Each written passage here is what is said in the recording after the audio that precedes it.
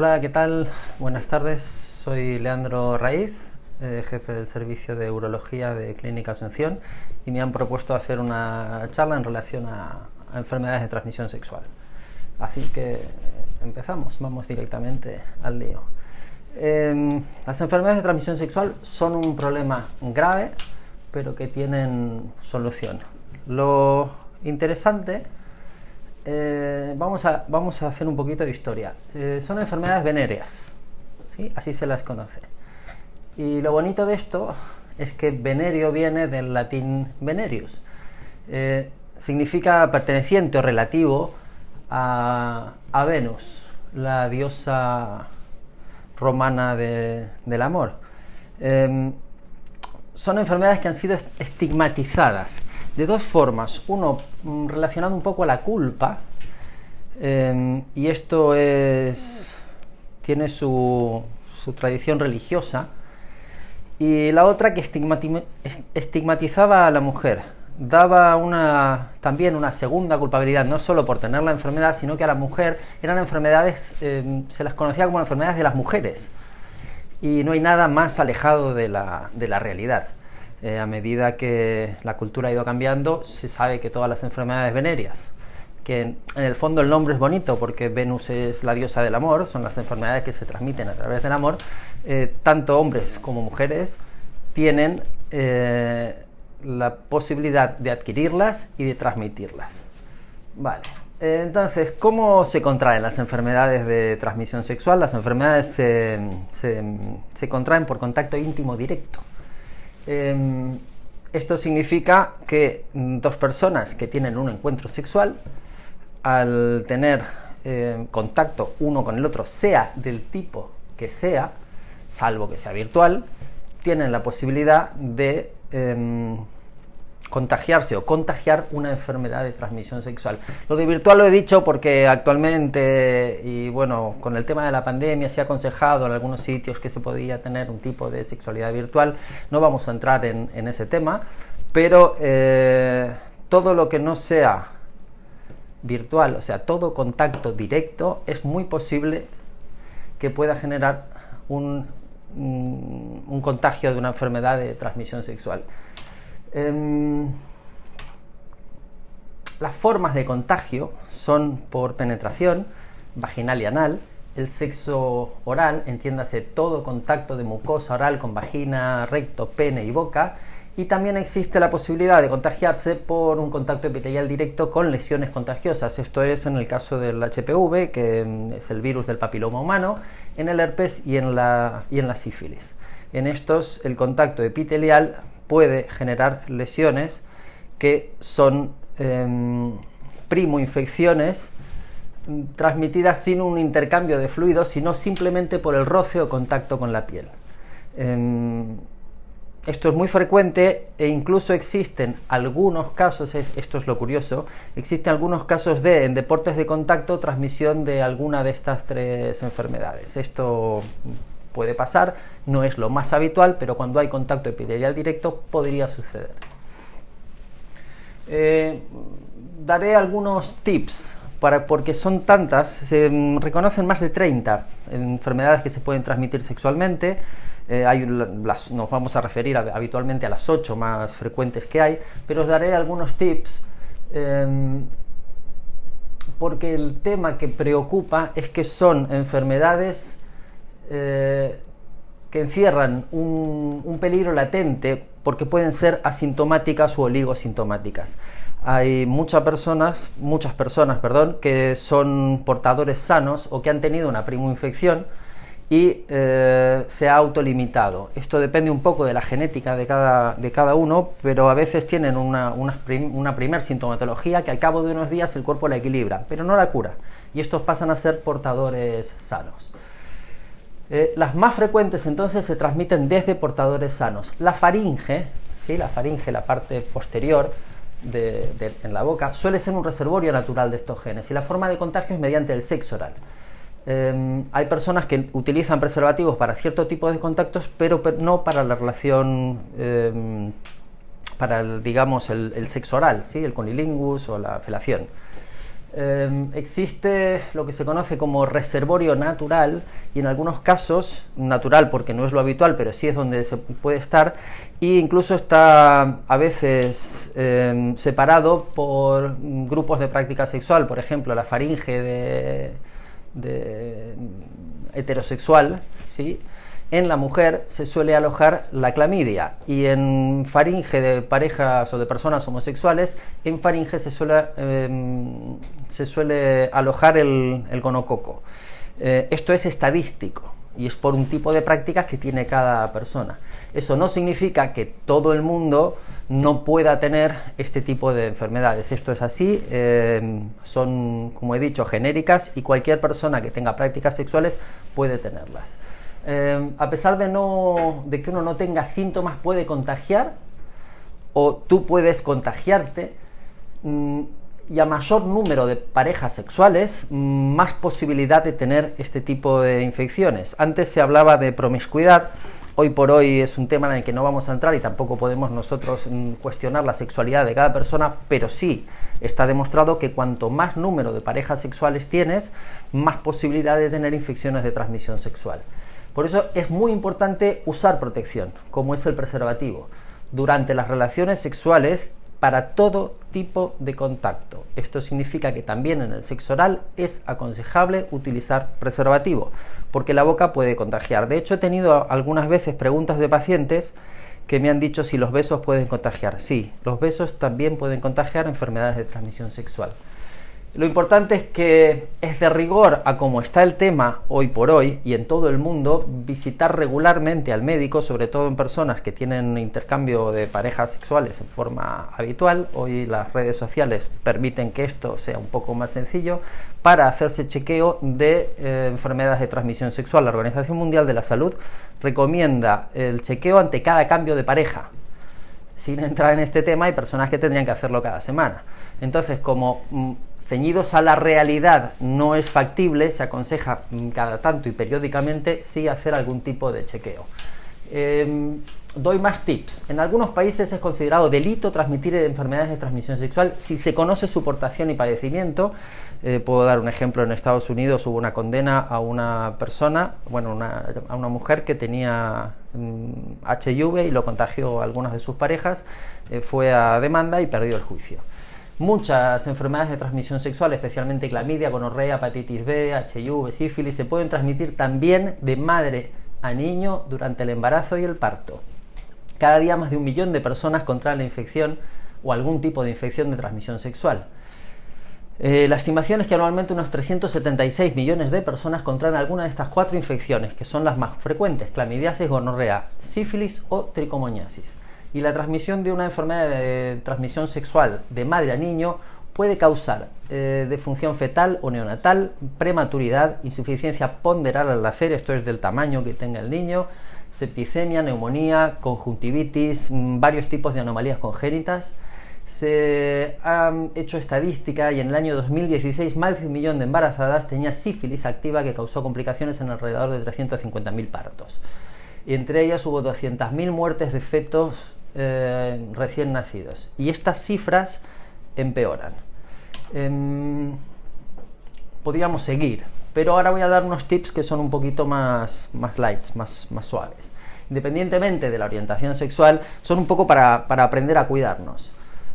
Independientemente de la orientación sexual de cada uno, eres vulnerable a todo tipo de infecciones de transmisión sexual, y sus síntomas pueden ser muy bajos o incluso puedes no tenerlos. Los preservativos, o sea, los condones, si se usan correctamente, son eficaces para disminuir la transmisión de algunas enfermedades de transmisión sexual, pero debe usarse para todo tipo de prácticas, como hemos dicho antes, incluyendo el sexo oral. El sexo oral contagia, como he dicho, y me gusta repetirme en esto, la misma forma que otro tipo de prácticas de enfermedades venéreas, por lo que no es recomendable practicarlo si no tienes certeza de inexistencia de dichas enfermedades, tanto tú como la persona con la que estás practicando sexo. Mucho más con personas de contacto casual. Como he dicho antes, y es muy importante volver a reiterarlo, la promiscuidad aumenta el riesgo de contraer enfermedades en forma exponencial. Esto significa que ante más intercambio de pareja, más posibilidades de tener y de contagiar este tipo de enfermedades. Y en general, casi todas las infecciones de transmisión sexual se pueden curar, son relativamente sencillas de tratar y algunas requieren un tratamiento un poco más complicado.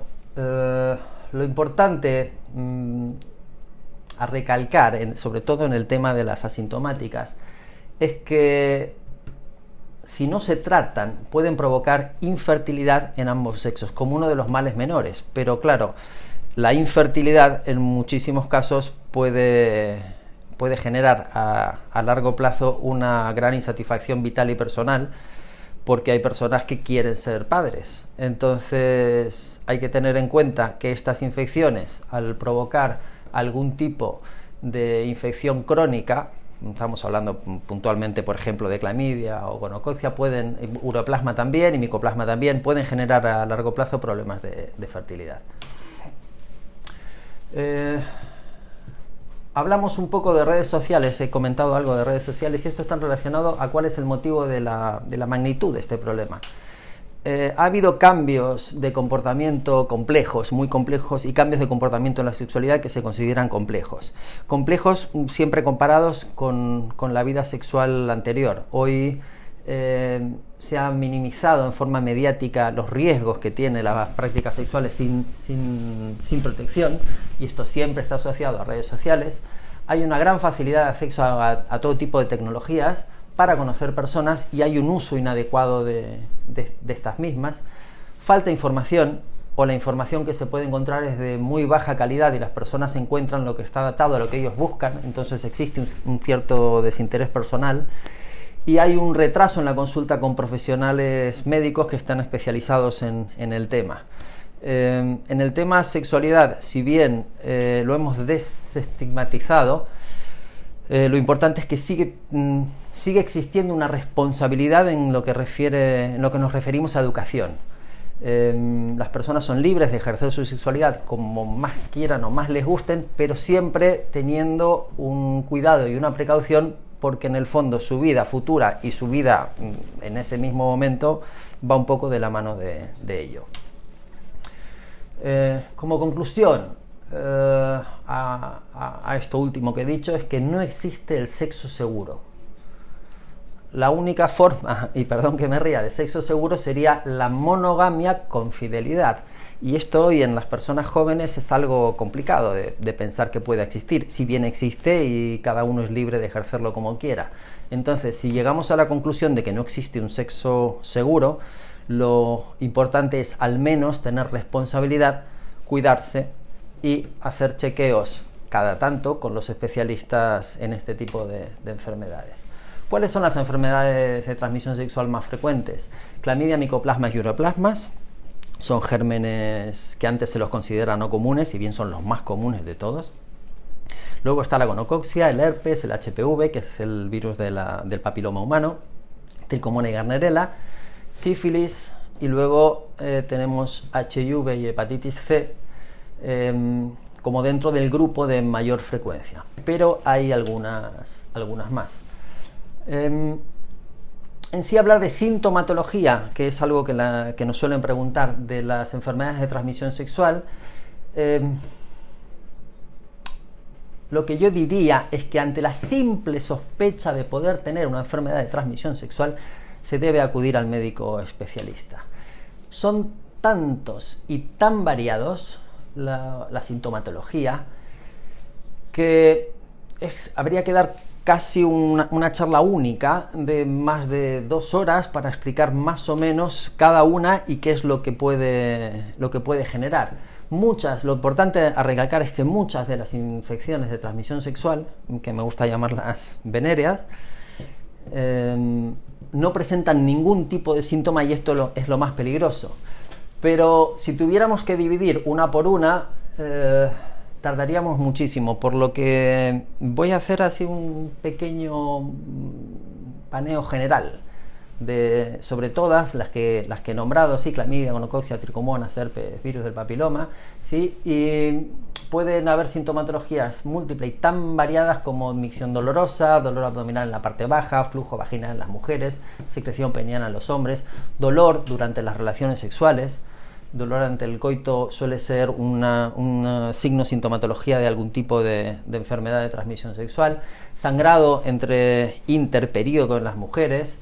Dolor testicular en el hombre. En la gonococcía, por ejemplo, podría haber deposiciones dolorosas, picazón anal, sangrado menstrual. Voy saltando de uno a otro.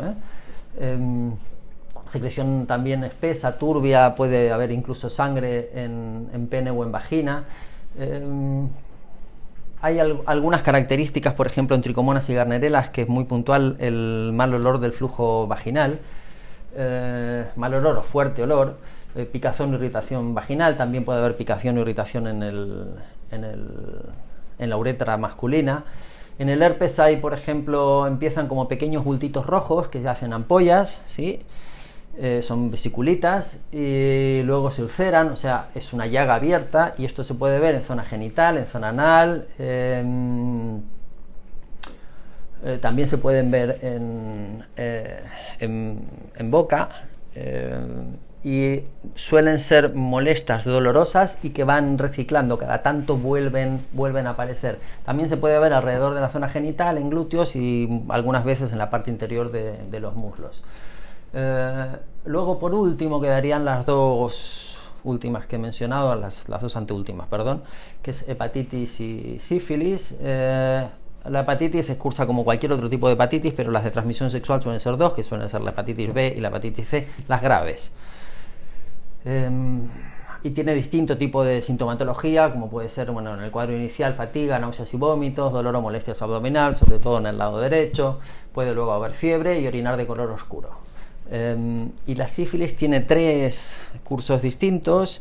Está la primoinfección, donde se hace una pequeña manchita que luego se sobreleva y luego hace una pequeña úlcera que es de tipo limpia e indolora y que cura solo. Esto suele ser preocupante, cura solo porque al cabo de unos 15 días aproximadamente desde su aparición cura en forma absoluta. El paciente no lo vuelve a ver. Esta es la primoinfección, pero se pasa a lo que se conoce como sífilis secundaria.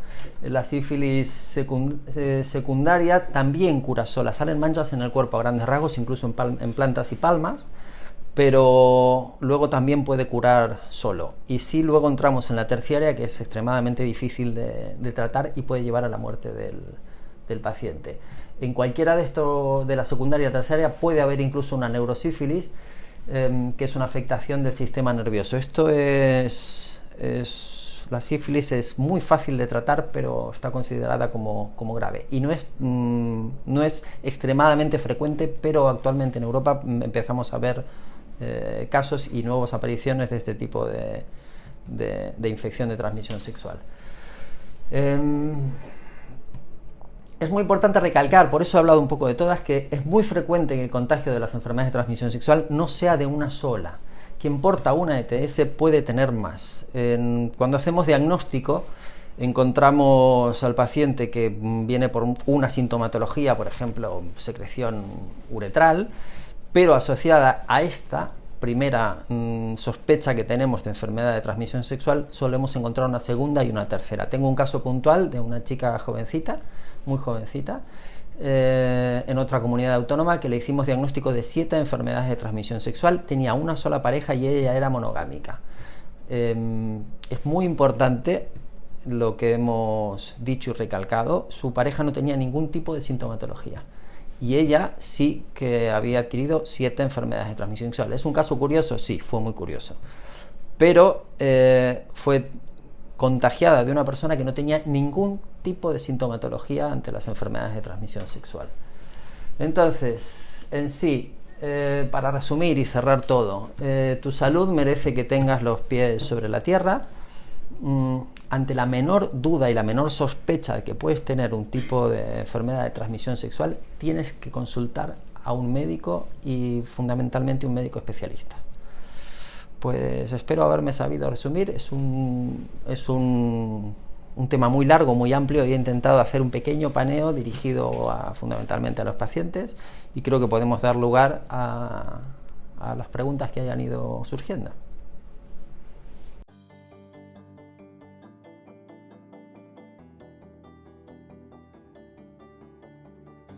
Como os había dicho al principio, esto es el estigma inicial que tiene. La sexualidad ha sido condenada durante muchos años, estamos hablando tiempo atrás, pero en la actualidad sigue habiendo una cierta vergüenza, como si no todo el mundo tuviera relaciones sexuales.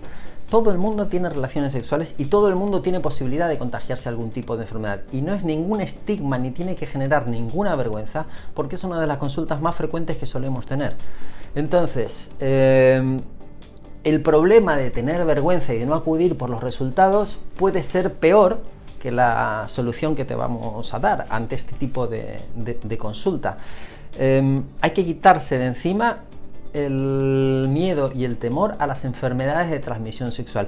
Yo por eso siempre hablo de venerea. Me gusta la palabra venerea porque es Venus, la diosa del amor. Es una enfermedad que te la has contagiado en la práctica amorosa.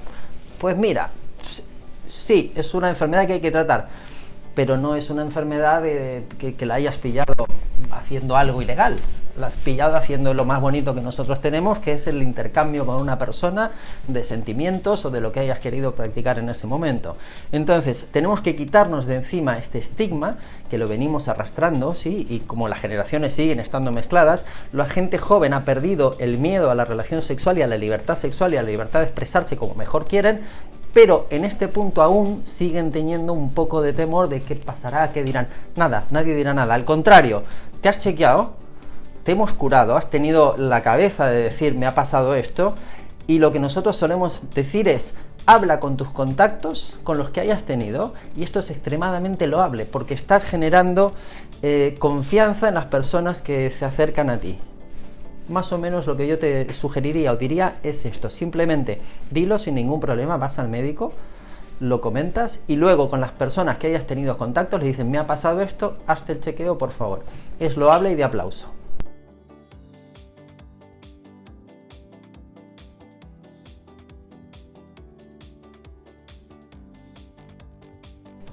Me doy el lujo de hacer la broma de la aspirina, aquello de sujeta una aspirina entre las rodillas. No lo hay. Realmente no hay ninguno más que tener en extremo cuidado, y el preservativo contagia, pero no, protege, pero no evita el contagio. ¿Sí? En una relación sexual suele haber intercambio de fluidos, la relación se puede extender, el preservativo se puede romper y no protege a todo tipo de infecciones y mucho menos de contacto. ¿Por qué? Porque a veces las personas no utilizan el preservativo para todo contacto, y la relación sexual suele haber intercambios de fluidos incluso con el beso, y como he dicho, en la faringe puede haber enfermedades de transmisión sexual. Entonces al principio hay que tener un poco de sexualidad con cabeza, digamos. Hay cierto tipo de prácticas que si viene el momento dices, pero ¿cómo no voy a hacer esto que a mí me gusta? Pues hay que hacer una reflexión importante, porque a veces por una noche de placer pues puedes tener algunos meses o años de desgracia, o el resto de tu vida. Entonces lamentablemente no hay nada que podamos tener para asegurarnos que no nos vamos a contagiar de enfermedades de transmisión sexual. Por eso se habla de que lo único seguro que hay es la monogamia fiel. ¿Puede ser difícil? Pues sí, lo puede llegar a ser. Pero si no es factible practicarlo, pues hay que tener al menos un poquito de cabeza en las prácticas de relaciones sexuales.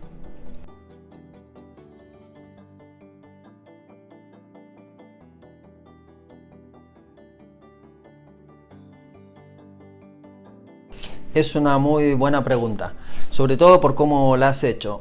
Muchas personas creen que protege de cualquier enfermedad de transmisión sexual y no es así. Son las pastillas pre-exposición. Existen, digamos, unas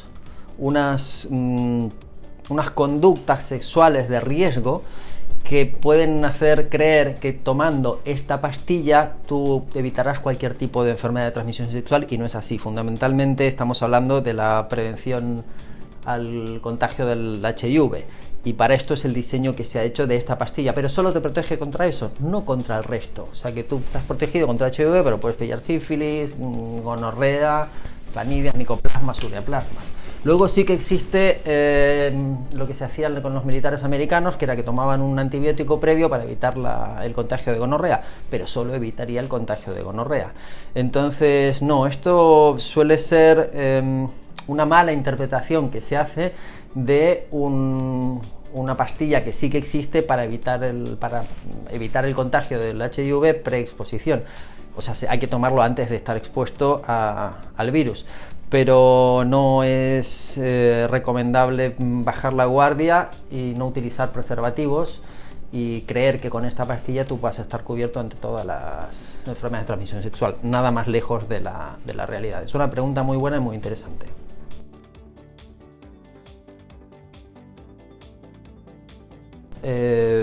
Sí que lo es.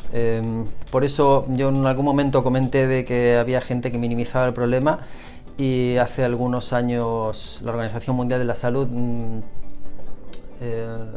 declaró a Cataluña y Baleares como zona de riesgo de enfermedad de transmisión sexual, y no ha mejorado, sino que se ha extendido.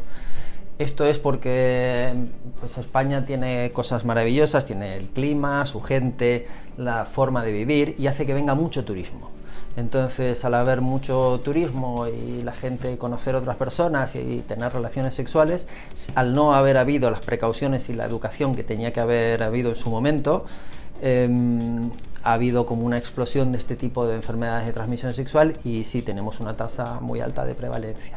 Entonces, a lo que íbamos, simplemente desestigmatizar esto y no cambiar el tipo de vida, pero sí tener una precaución ante una relación sexual. Simplemente es eso, pero sí, la respuesta en sí es que existe un problema grave de salud pública en relación a las enfermedades de transmisión sexual.